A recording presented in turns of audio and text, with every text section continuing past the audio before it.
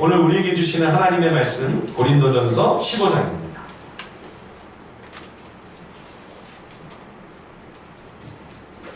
고린도전서 15장 50절에서 마지막 절 58절까지 우리 함께 교독하겠습니다. 고린도전서 15장 50절로 58절까지 말씀입니다. 형제들아, 내가 이것을 말하노니 혈과 육은 하나님 나라를 이어받을 수 없고 또한 썩는 것은 썩지 아니하는 것을 유업으로 받지 못하느니라.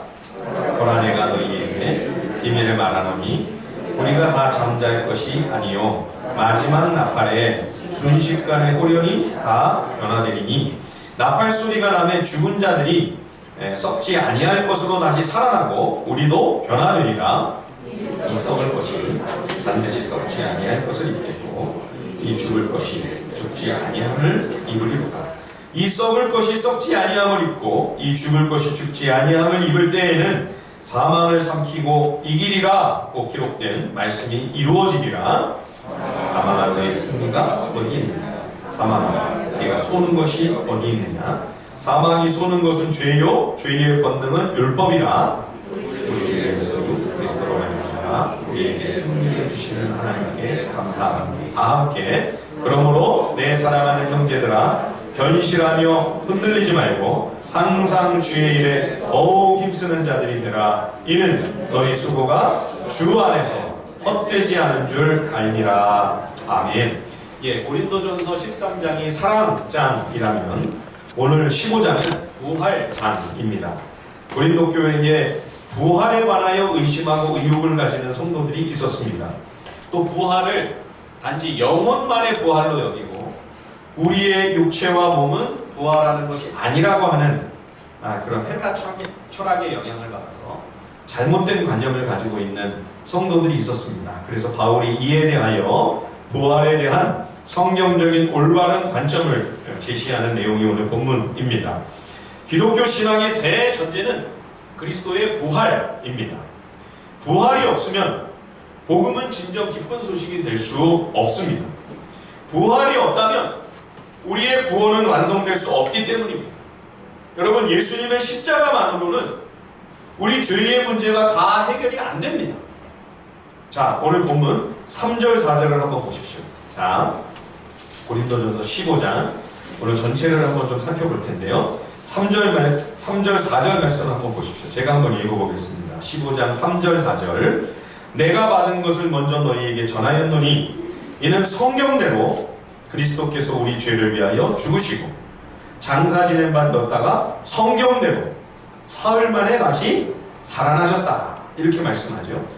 십자가도 성경 말씀대로 이루어진 일이고 예수님이 사흘 만에 무덤에서 다시 살아나신 것도 구약 성경의 예언 그대로 성취된 사건이다 말씀합니다. 십자가와 부활은 우연히 우발적으로 벌어진 일이 아니고 하나님 아버지가 우리를 구원하시기 위해 오래전부터 계획하신 하나님의 거대하고 위대한 프로젝트라는 거죠. 이 구약시대 내내 어린 양과 염소, 송아지 같은 짐승들을 우리 죄를 대신 처벌하기 위하여 희생하는 속죄 제사로 이 제사가 끊임없이 드려집니다. 그러나 이 구약의 제사는 임시 방편이었습니다. 왜냐하면 제사를 섬기는 제사장과 대제사장이 모두 죄인인 인간, 그들도 연약한 사람에 불과했기 때문이죠. 또 희생하는 제물도 동물들, 짐승이었기 때문에 이 모든 제사가 완전하신 하나님 앞에 흠없고 완벽한 제사가 될 수는 없었던 겁니다. 그래서 계속 제사가 반복되죠. 제사 드릴 때마다 또 제물을 죽이고 또 피를 흘리고 이 일이 계속 반복이 되는 겁니다. 그러나 예수님의 십자가와 부활은 구약의 모든 제사를 완성하는 완벽한 속죄의 제사입니다. 그래서 더 이상 이제 우리는 동물의 희생을 하나님께 드리지 않습니다. 그리스도의 십자가와 부활, 그 단번에 거룩한 제사로 영원히 죄의 용서의 효력을 가져오는 완벽하고 완전한 제사가 완결되었기 때문에 그래서 예수님의 십자가와 부활을 히브리서에서는 영단번의 속죄제사라 이야기해요. 영단번의 속죄제사. 한 번의 십자가와 부활의 제사로 영원히 죄의 문제를 해결하는 효과를 가져오는 영단번의 완전한 속죄 제사다. 여기서 예수님은 두 가지 역할을 하십니다. 두 가지 동시에. 하나는 속죄를 위한 어린 양이 되셨죠. 흠 없는 희생 제물이 되신 것입니다. 또 우리를 위한 죄 없고 티도 없는 점도 없는 완전한 대제사장이 되셨습니다. 이 대속죄일에 1년에 딱 한 번 드리는 가장 큰 제사를 보면 어린 양이 피 흘려 죽는 것만으로 제사가 끝나진 않죠. 그 피를 가지고 지성소 안으로까지 대제사장이 들어가야 됩니다. 그래서 성소와 지성소를 가로막고 있는 그 두꺼운 휘장을 가르고 피를 가지고 대제사장이 들어가서 지성소 안에 있는 그 속죄소 위에 그 피를 뿌리고, 그리고 그 대제사장이 지성소 밖으로 살아서 나와야 제사가 완결이 됩니다. 그러면 이제 드디어 죄의 용서의 은혜가 선포되고, 그래서 모든 백성들이 함께 하나님과 우리 사이에 화목한 관계가, 화해가 이루어졌음을 기뻐하면서 감격하면서 즐거운 잔치와 축제가 벌어지게 되는 거죠. 그러므로 예수님이 십자가 지시는 그 죽음으로 끝나셨다면, 십자가가 전도고 십자가가 다였다면 그냥 제물만 피를 흘리고 죽고 끝난 거죠. 대제사장이 지성소 안으로 들어가서 거기서 그냥 죽은 거나 마찬가지예요. 실제로 그런 일이 있었죠. 아론의 아들들 나답과 아비후가 아마 술에 취했던 것 같아요. 그래서 제정신이 아니라 율법에 명한 불이 아닌 다른 불을 갖고 성소에서 불을 피우다가 하나님의 불이 나와가지고 그만 성소에서 제사장들이 죽는 사고가 일어나지 않았습니다. 이렇게 되면 이제 제사가 실패하는 거예요. 그런데 우리의 완전한 대제사장이신 예수님께서 십자가에서 죽으셨을 뿐만 아니라 무덤에서 다시 부활하심으로, 구약의 제사로 말하면 지성소에 들어갔던 대제사장이 가슴을 졸이고 백성들이 기다리고 있는데 휘장을 가르고 살아서 나옵니다. 그래서 완벽하고 완전한 속죄의 제사가 드려져서 드디어 우리의 죄가 온전히 용서가 되는, 죄의 문제가 완벽하게 해결되는 그러한 속죄와 구원이 가능하게 된 것이죠.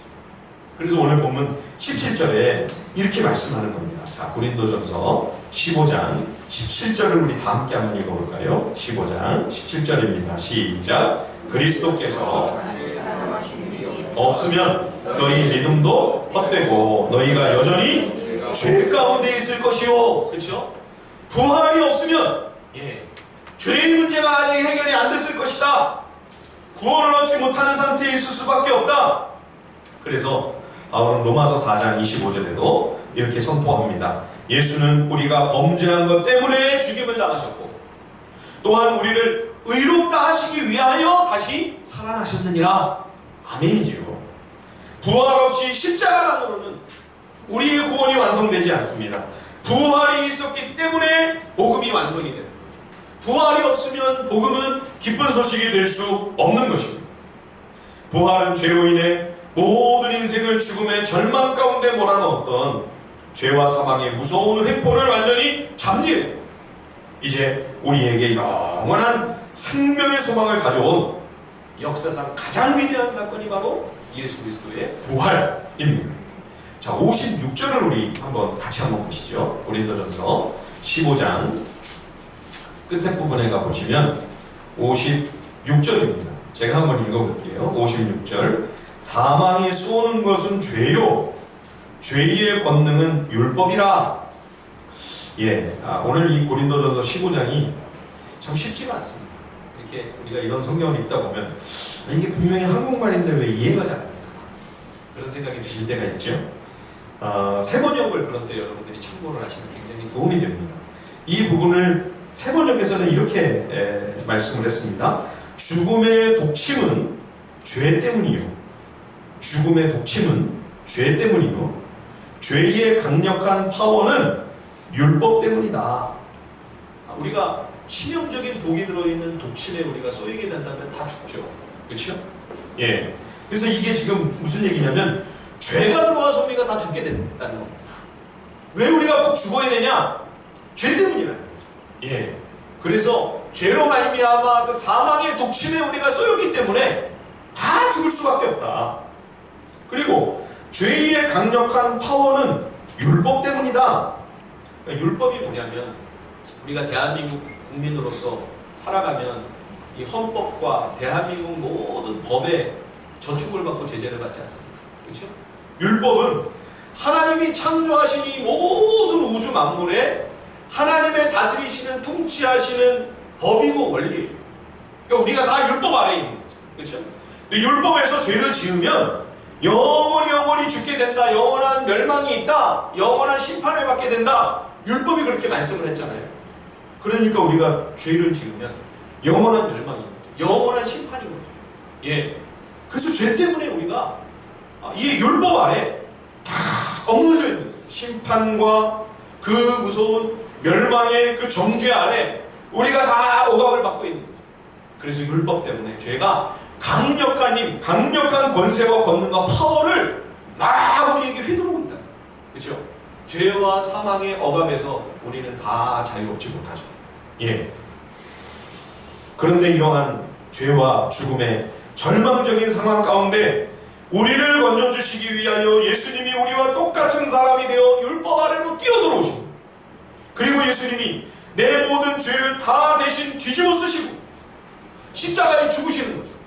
예수님은 죄가 없으시기 때문에 이 죽음의 독침에 쏘임을 받지 않으신 분이세요.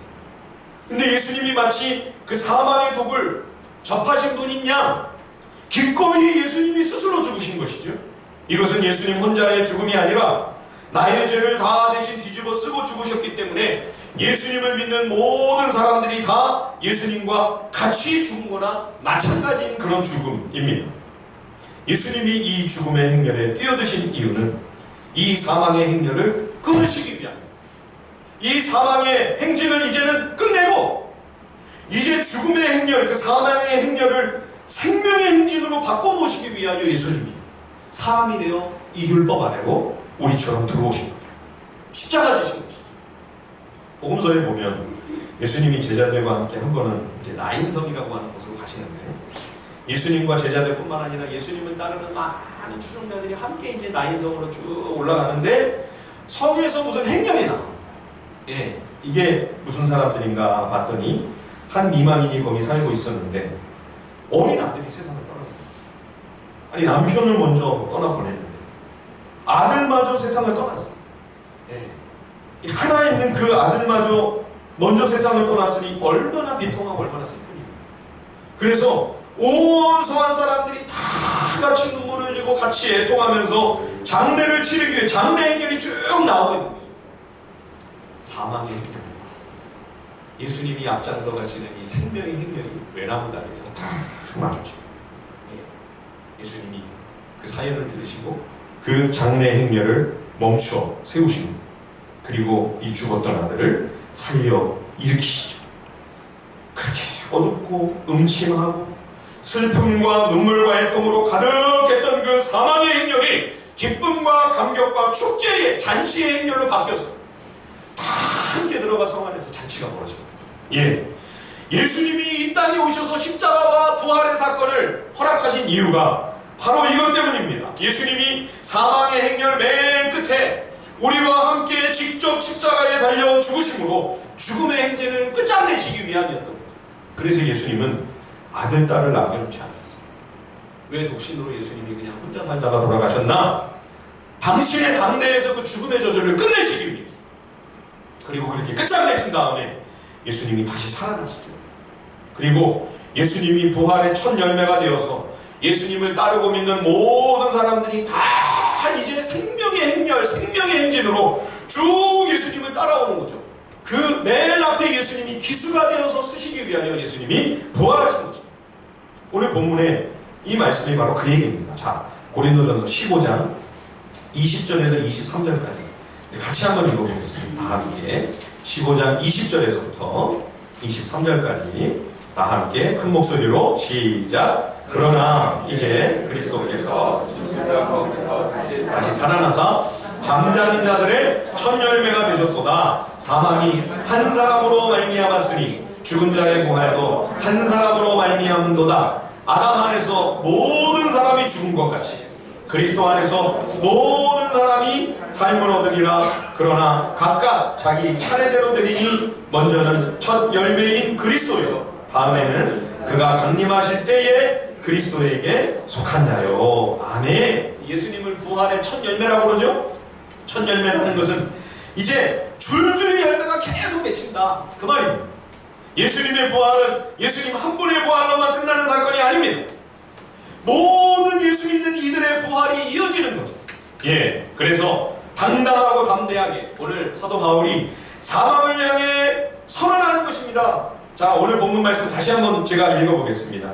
53절, 54절, 55절 우리 함께 한번 읽어볼까요? 53절부터 55절까지 우리 한번 큰 목소리로 한번 읽어보십시다. 53절부터 55절 시작. 이 썩을 것이 반드시 썩지 아니할 것을 입겠고 이 죽을 것이 죽지 아니함을 입으리로다. 이 썩을 것이 썩지 아니함을 입고 이 죽을 것이 죽지 아니함을 입을 때에는 사망을 삼키고 이기리라고 기록된 말씀이 응하리라. 사망아 너의 승리가 어디 있느냐? 사망아 네가 쏘는 것이 어디 있느냐? 예, 치명적인 독이 들어있는 독침을 맞았으니 죽을 수밖에 없죠.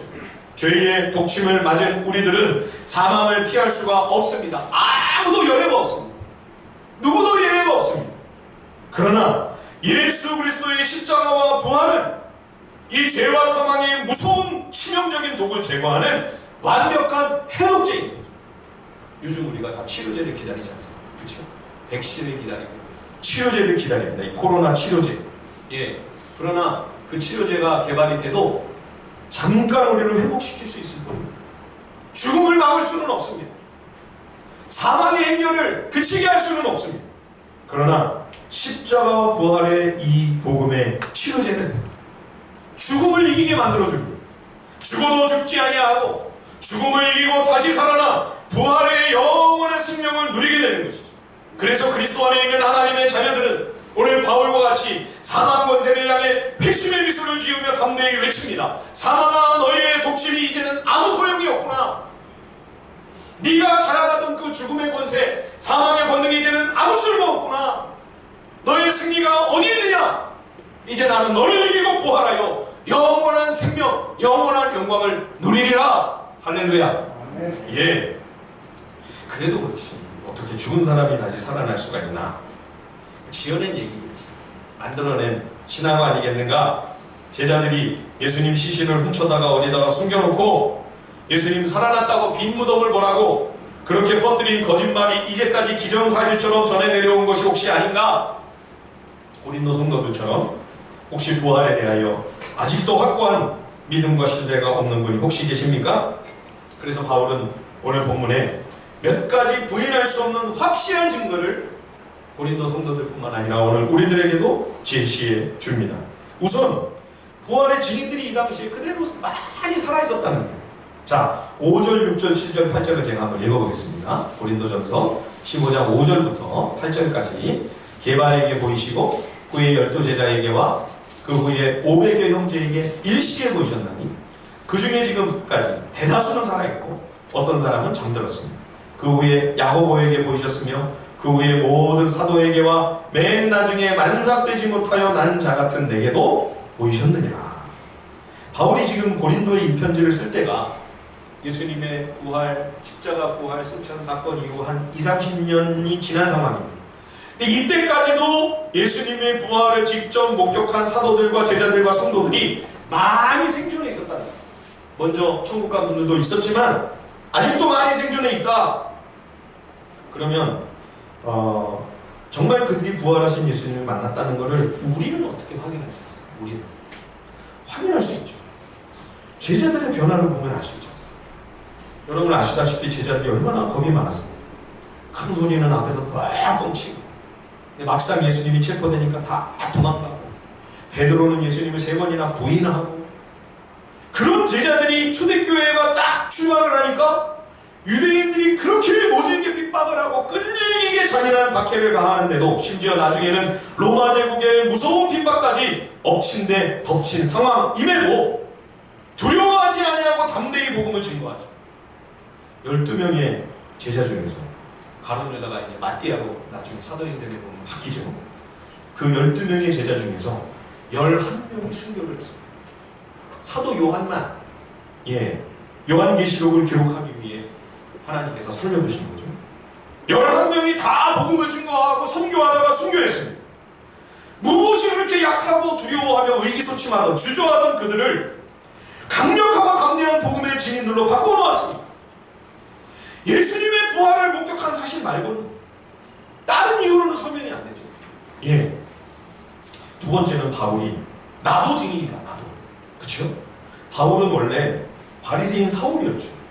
유대교에 누구보다도 충성스러웠던 사울은 예수님을 거짓 선지자라 생각했고 예수님을 추종하는 교회는 박멸의 대상으로 여겼습니다. 그래서 그리스도인들을 잡아 죽이려고 다마스커스까지 그 먼 데까지 가서 그 사람들을 다 체포하려고 하다가 그 다메섹 도상에서 부활하신 예수님을 만나게 됩니다. 그래서 바리새인 청년 사울이 사도 바울로 인생이 완전히 역전이 됐죠. 스데반 집사를 죽이는 일에 앞장을 섰습니다. 교회와 그리스도인들을 척결의 대상으로 여겨 다마스커스까지 자발적으로 가서 그거 시킨 것도 아니에요. 자기가 스스로 가서 예수 믿는 사람들을 잡아가두고 죽이려고 했던 그가 어떻게 갑자기 예수님의 복음을 증거하고 선교사로 온 세계를 몇 번씩 몇 바퀴씩 돌면서 그 고난과 극심한 난관에도 불구하고 온 땅에 그리스도의 교회를 세우는 일에 누구보다 대단한 헌신을 했죠. 신약성경 거의 절반을 그가 기록하지 않았습니다. 자, 오늘 바울의 간증을 증언을 한번 직접 우리 한번 읽어볼까요? 9절 10절입니다. 고린도전서 15장 9절 10절 다 함께 시작. 나는 사도 중에 가장 작은 자라 사도가 칭함받기를 감당하지 못할 자니라. 그러나 내가 나아된 것은 하나님의 은혜로 된 것이니 내게 주신 그의 은혜가 헛되지 아니하여 내가 모든 사도보다 더 많이 수고하였으나 내가 한 것이 아니요 오직 나와 함께 하신 하나님의 은혜로라. 부활하신 예수 그리스도를 바울이 만나지 않았다면 그의 삶이 어떻게 이렇게 바뀔 수 있었겠습니까? 아무리 생각해도 어떤 이유로도 설명이 안 됩니다. 그렇죠? 부활이 너무나 확실한 사실이었기 때문에 바울과 사도들은 복음 선교를 위한 많은 위험과 위협을 얼마든지 기꺼이 감수합니다. 자, 30절부터 한번 제가 한번 읽어볼게요. 고린도전서 15장 30절부터 32절 상반절까지만 한번 제가 보겠습니다. 또 어찌하여 우리가 언제나 위험을 무릅쓰리요? 형제들아, 내가 그리스도 예수 우리 주 안에서 가진 바 너희에게 대한 나의 자랑을 두고 단언하노니 나는 날마다 죽노라. 내가 사람의 방법으로 에베소에서 맹수로 더불어 싸웠다면 내게 무슨 유익이 있으리요? 부활하신 예수님을 직접 목격하고 만난 이 부활의 증인들이었기 때문에 이렇게 무시무시한 위험과 위협과 박해가 계속 가해지고 있는데도 전혀 굴하지 아니라 목숨 걸고 담대히 복음 증거하는 일을 감당했던 거죠. 나는 날마다 죽노라. 날마다 위험에 처한다는 거예요. 그런데도 그 길을 가는 거예요. 왜요? 부활 때문에. 부활이 있으니까. 부활의 소망으로 인해서. 그렇죠? 그리고 이런 성도들의 모습을 보면서 예수님의 부활을 전혀 알지 못하고 그것을 전혀 목격하지 못했던 사람들까지도 예수님의 부활을 기정사실로 받아들이게 되는 그런 일이 초대교회에 벌어졌다. 그 말씀이 29절입니다. 한번 읽어볼까요? 고린도전서 15장 29절 우리 다 함께 한번 읽어보겠습니다. 시작. 만일 죽은 자들이 도무지 다시 살아나지 못하면 죽은 자들을 위하여 세례를 받는 자들이 무엇을 하겠느냐? 어찌하여 그들을 위하여 세례를 받느냐? 이것도 굉장히 참 어렵게 돼 있죠. 이게 무슨 소린가? 초대교회는 죽은 자들을 위해 세례를 받는 일이 있었던 건가? 아니 왜 죽은 자들을 위해 세례를 받지? 이게 지금 전치사 하나를 번역을 잘못했어요. 여기 죽은 자들을 위하여, 그들을 위하여, 이 위하여라고 하는 전치사는 위하여라고 하는 이런 번역으로도 가능하지만 무엇을 인하여, 무엇 때문에 이렇게도 번역이 가능해요. 그렇게 번역했었어요. 그렇게 제가 다시 한번 바꿔서 한번 읽어볼게요. 만일 죽은 자들이 도무지 다시 살아나지 못한다면, 부활이 없다면 죽은 자들 때문에 세례를 받는 사람들은 그럼 도대체 그 사람들은 뭐 하는 거냐? 무슨 짓을 하고 있는 거냐? 어찌하여 그들은 그 죽은 성도들 때문에 지금 세례를 받고 있느냐? 그 얘기겠지. 예. 죽음 앞에서 당당한 성도들의 모습을 보고 죽음에 임하는 그들의 숭고하고 영광스러운 모습을 보면서 그것 때문에 핍박과 박해에도 불구하고 예수 믿는 사람들이 계속 생기고 있었다는 거예요. 여러분 상식적으로 생각할 때 로마가 300년을 박해하지 않았어요. 그렇죠? 313년에 콘스탄틴 대제가 기독교를 공인할 때까지 거의 300년 가까이 핍박이 계속되는데 그 정도 되면 교회가 없어져요. 예수 믿는 사람들이 안 생겨요. 예수 믿으면 요즘처럼 그냥 편하게 뭐 교회 왔다 갔다 하는 게 아니고 다 잃어버리는 거예요. 걸리면 죽는 거예요 그냥. 그런데도 어떻게 교회 안에 예수 믿는 사람들이 계속 들어와서 초대교회가 명맥을 유지했죠? 죽는 성도들을 보니까 죽음을 두려워하지 않아요. 부활의 소망을 가지고 담대히 믿음을 끝까지 부인하지 아니하고 죽어가는 성도들을 보면서 오히려 안 믿는 사람들이 와 저기에는 뭔가 있는 거야. 쟤네들이 얘기하는 예수가 부활했다고 하는 게 진짜인지 모르겠는 거야. 그래서 오히려 예수 믿고 세례받는 사람들이 늘어났다는 거죠.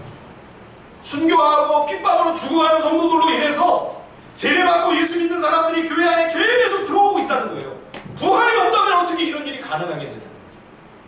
바울이 되묻고 있는 거죠. 그렇죠? 초대교회가 그 무서운 혹독하고 잔인한 박해에도 불구하고 신앙의 명맥이 끊어지지 않아요. 그리스도인의 수가 오히려 점점 증가해서 결국 로마 제국이 기독교를 공인하게 된 역사는 부활의 확실한 증거입니다. 여러분, 교회를 향한 박해가 그때뿐이었습니다. 이후의 역사에도 계속 가까이는 구소련에서, 그렇죠? 아까 우리 일부에 정순자 권사님이 맨 앞에 앉아 계십니다. 중국 공산당에서 정순자 권사님 그 증인이잖아요, 그렇죠? 문화혁명 때부터 얼마나 무서운 핍박을 했는지. 교회가 없어졌나요? 그래서 성경 다 뺐고 목사 다 잡아가고 선교사 다 내쫓아 버리고 그래서 중국 교회가 중국 기독교가 없어졌나요? 사라졌나요? 오히려 지하에서 더 들끓고 일어났잖아요. 그렇죠? 지금 약 최소한으로 잡아도 1억 3천만의 성도들이 있다는 거 아니에요? 중국에만. 그렇죠? 여러분, 교회가 존재한다는 사실 자체가 예수 그리스도의 부활의 가장 확실한 증거입니다. 예, 부인할 수 없는 증거들이 있는데 여러분 아직도 부활을 못 믿으시겠습니까? 고린도 성도들은 헬라 철학의 영향으로 영혼과 육체의 극단적인 이원론의 그 영향을 받아서 부활이 있게 될지라도 그거는 영혼만의 부활이고 육체와 몸의 부활은 포함되지 않는다. 근데 성경이 말씀하는 부활은 영혼만의 부활이 아니에요. 예, 마지막 천사장의 나팔과 함께 그리스도가 재림하실 때 우리를 다 부활의 영광스러운 몸으로 변화시키는데 그때에는 우리의 영혼만 아니라 우리의 몸과 육체, 우리가 살아있다는, 우리가 이미 죽어서 흙이 됐다면 그 가운데 모든 물질을 다 일으키셔서, 물론 지금과 같은 몸은 아니죠, 완벽하고 완전한 몸으로 우리의 몸도 육체도 완전한 그 영광의 부활에 참여하게 된다. 예수님의 부활체를 생각해보면 금방 우리가 알 수 있죠. 의심 많은 제자 도마가 예수님 한번 만져봐라 하니까 예수님의 그 몸에 남아있던 그 상처의 흔적을 직접 만져보고 확인하지 않습니까? 그러니까 영혼만 아니라 예수님의 몸도 육체도 부활이 돼요. 완전하고 완벽한 모습. 그렇죠? 시작하시자고 예수님이 식사도 하시잖아요. 예. 그러니까 먹어도 되고 안 먹어도 돼요. 예. 또 제자들이 문을 꼭 닫아걸고 안에 꽁꽁 숨어 있는데도 문도 안 열어드렸는데 예수님이 그냥 노크도 안 하시고 쓱 들어오시죠. 순간 이동이 가능. 예.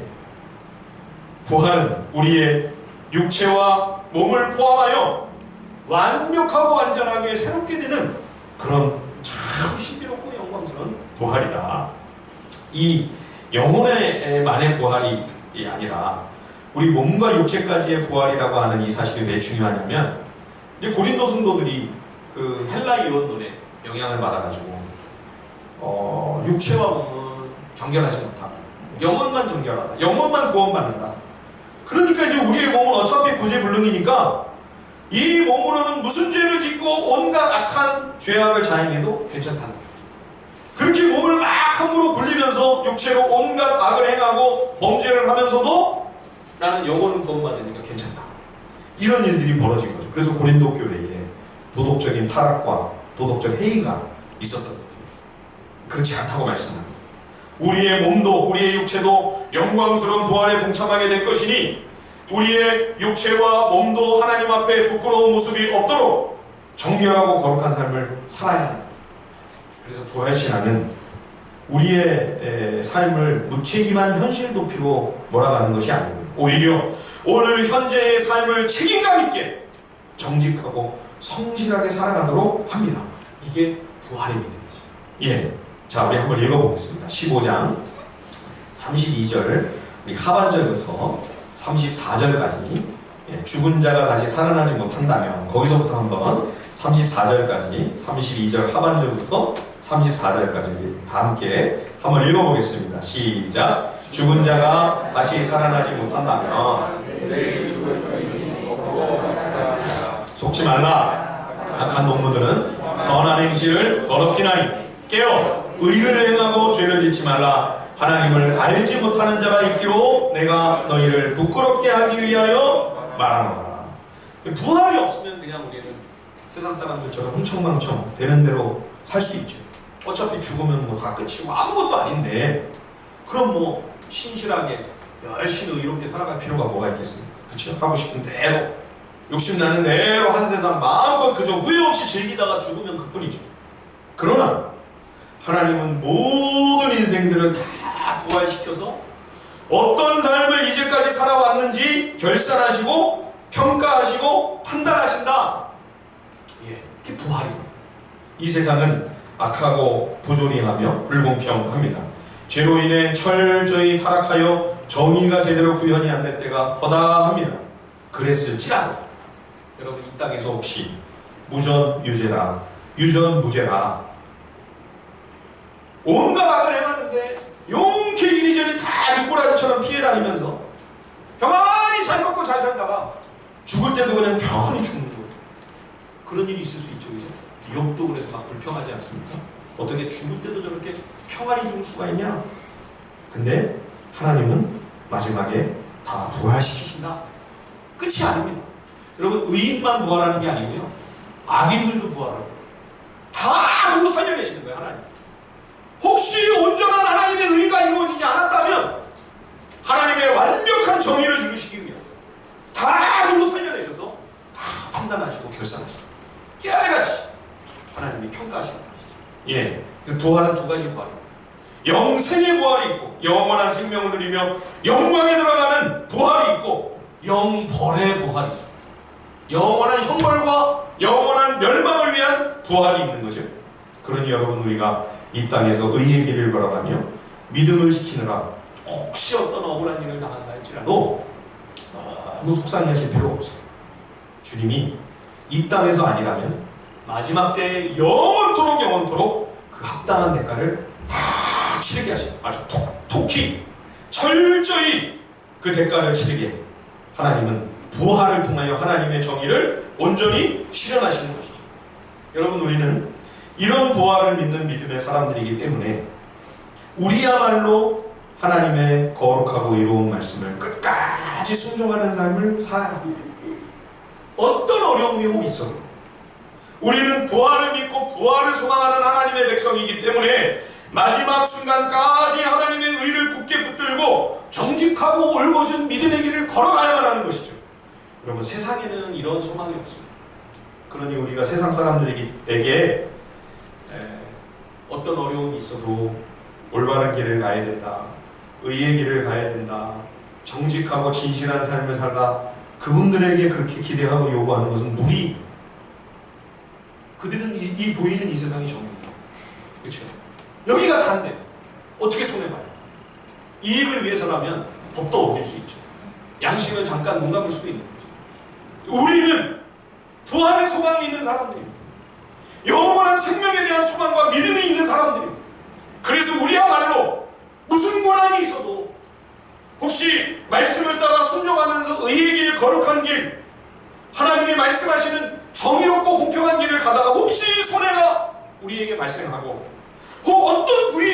당한다 할지라도, 혹시 우리의 생명까지 잃는 그런 불행한 사태가 혹시 벌어진다 할지라도, 그래도 우리는 끝까지 하나님 편에 서서, 말씀의 편에 서서, 하나님이 원하시고 바라시는 그 진실하고 의로운 길을 아무리 외롭고 억울해도 끝까지 가야만 되는 거죠. 왜냐하면 우리에게는 부활이 있기 때문에. 예, 부활의 영광을 믿고 어떤 시련 속에서도 말씀을 순종하며 의의 길을 끝까지 걸어간다면 하나님이 기억하시고 영원한 승리로 갚아주실 것이기 때문입니다. 그래서 그를 믿는 자는 부끄러움을 당하지 아니하리라 약속하신 것이죠. 결코 부끄러움 당하지 않는다. 모든 수치를 다 벗겨주신다. 그래서 고린도전서 13장에서도 지난 주일날 우리가 사랑은 결코 실패하지 않는다 말씀하신 것입니다. 부활로 하나님이 영원한 영광으로 갚아주실 것이기 때문에. 마지막으로 한 가지요. 우리는 부활을 너무나 특별하고 굉장히 비정상적이고 이례적인 엄청난 기적으로만 생각을 합니다. 그래서 부활을 의심하고 부활을 받아들이고 믿기가 참 어렵죠. 물론 부활은 기적입니다. 하나님의 전능하심만으로 가능한 그런 놀라운 일이죠. 그러나 사실 이 부활의 기적은 우리 주변에서 이미 수도 없이 보고 경험하는 일들이라 말씀합니다. 자, 35절 한번 보십시오. 15장 35절 38절까지 제가 한번 읽어볼게요. 누가 묻기를 죽은 자들이 어떻게 다시 살아나며 어떠한 몸으로 오느냐 하리니, 어리석은 자여, 네가 뿌리는 씨가 죽지 않으면 살아나지 못하겠고, 또 네가 뿌리는 것은 장래의 형체를 뿌리는 것이 아니요 다만 밀이나 다른 것의 알맹이 뿐이로되, 하나님이 그 뜻대로 그에게 형체를 주시되 각 종자에게 그 형체를 주시느니라. 무슨 이야기입니까? 우리가 지금 늘상 보고 있는 꽃과 나무들, 식물들, 이게 다 부활의 형상이라는 거예요. 예, 다 그 종자가 씨앗이 땅속에 떨어져서 썩고 죽음으로 전혀 그 씨앗과는 다른 새로운 모습으로 부활한 그 부활의 형상을 우리가 날마다 목격하고 있다는 거죠. 부활은 자연스러운 창조의 원리입니다. 하나님의 창조 세계 가운데 우리는 무수한 부활의 사건들, 부활의 기적들을 일상적으로 지금 대하고 있는 거죠. 여러분, 조그만 그 작은 씨앗을 보면서 어떻게 그렇게 화려한 꽃을, 어떻게 그렇게 풍요로운 엄청난 열매들, 우리가 어떻게 상상을 합니까? 그렇죠? 몇 주 전에 수요일에 좋은 땅에 떨어진 씨의 비유에 관해 말씀을 나누면서 세코이아 나무 이야기를 했었죠. 미국 캘리포니아의 세코이아 국립공원에 가면 높이가 무려 100m, 둘레만 해도 30m 이상의 그 세코이아 나무가 수천 그루가 거기 있다는 거예요. 예, 그 중에 수명이 3200년, 3200년을 산 나무가 있다는 거죠. 자이언트 세콰이어라고 하는데, 이 자이언트 세콰이어 씨가 얼마나 될까요? 씨. 예, 그 씨가 겨우 0.05g. 예, 토마토 씨 정도의 크기라는 거죠. 그러니 이 조그마한 토마토 씨를 보면서 세상에 둘레 30m, 키 100m, 3200살짜리 그 거대한 거목을 어떻게 상상을 하겠어요? 여러분, 우리가 부활의 영광의 몸으로 변화된다는 것은 바로 그런 거라는 거죠. 예, 이게 바로 부활입니다. 부활은 우리 주변에서 수도 없이 벌어지고 있는 일상의 기적인 것이죠. 부활은 자연의 원리이고 창조의 법칙입니다. 부활 없이는 어떤 생명도 살아갈 수 없는 생명의 원리, 인생이죠. 자, 42절, 43절, 44절 다 함께 한번 읽어볼까요? 고린도전서 15장 42절로 44절입니다. 다 함께 시작. 죽은 자의 부활도 그와 같으니 썩을 것으로 심고 썩지 아니할 것으로 다시 살아나며, 욕된 것으로 심고 영광스러운 것으로 다시 살아나며, 약한 것으로 심고 강한 것으로 다시 살아나며, 육의 몸으로 심고 신령한 몸으로 다시 살아나나니, 육의 몸이 있은즉 또 영의 몸도 있느니라. 아멘. 제가 항상 장례를 할 때마다 하관 예배 때 주로 이 말씀을 전하곤 합니다. 요즘에는 다 대부분 화장을 합니다만 옛날에는 매장을 했죠. 땅을 깊이 파고 시신이 담긴 관을 그 땅속에 매장을 합니다. 오늘 이 말씀에 의하면 시신을 매장하는 것은 마치 씨를 심는 것 같다. 그렇죠? 그 씨가 땅속에 들어가 사라지고 없어지고 썩어서 죽어 사라져 버리는 것 같은데 그게 아니에요. 이제 부활을 위하여 심는 거예요. 거기서 화려하고 아름다운 꽃이 피고 그 씨를 봐서는 상상도 못했던 어마어마한 나무로 자라고 그리고 도저히 생각하지도 못했던 예상치 못했던 풍성하고 풍요로운 열매들이 맺게 된다. 그래서 여러분 농부가 씨 심으면서 슬퍼하고 씨 심으면서 아쉬워하는 농부가 있습니까? 그렇지 않죠. 파종할 때 농부는 안타까워하지 않습니다. 기꺼이 심습니다. 기대가 있기 때문에 이제 화려한 꽃이 수도 없이 많이 피어나고 풍성하고 풍요로운 열매를 맺게 될 것이다. 기꺼이 심는 것이죠. 아낌없이 노래를 흥얼거리면서 파종을 하는 것이죠. 그게 성도의 죽음이다 하는 것입니다. 우리 성도는 부활을 위하여 심는 것입니다. 죽는 것이 아니라 그래서 자는 것입니다. 잠자는 자가 일어나지 않습니까? 그렇죠? 자, 15장 51절 52절 말씀을 보십시오. 51절 52절 보라 내가 너희에게 비밀을 말하노니 우리가 다 잠잘 것이 아니요 마지막 나팔에 순식간에 오려니다 변화되리니 나팔 소리가 나면 죽은 자들이 썩지 아니할 것으로 다시 살아나고 우리도 변화되리라. 주님 재림하시는 날 나팔 소리와 함께 우리 모두가 영혼과 우리의 몸과 육신까지 완벽하게 영화로운 몸으로 새롭게 변화가 되어 우리 주님과 함께 영원히 영광을 누리는 가슴 벅찬 그 생명과 영화를 누리게 될 것입니다. 이 부활의 소망이 우리들에게 있습니다. 이 소망을 가지고 오늘 이 눈물의 땅, 슬픔의 땅, 죄와 절망과 죽음의 땅을 믿음으로 담대히 주와 동행하며 승리하십니다. 그런 우리 모두가 되길 간절히 축원드립니다. 우리 마지막 57절, 58절 말씀을 읽고 우리 함께 찬송하시죠. 57절, 58절 말씀 우리 큰 목소리로 다 함께 읽겠습니다. 시작. 우리 주 예수 그리스도로 말미암아 우리에게 승리를 주시는 하나님께 감사하노니 그러므로 내 사랑하는 형제들아 견실하며 흔들리지 말며 항상 주일에 더욱 힘쓰는 자들이 되라. 이는 너희 수고가 주 안에서 헛되지 않은 줄을 알미라. 아멘.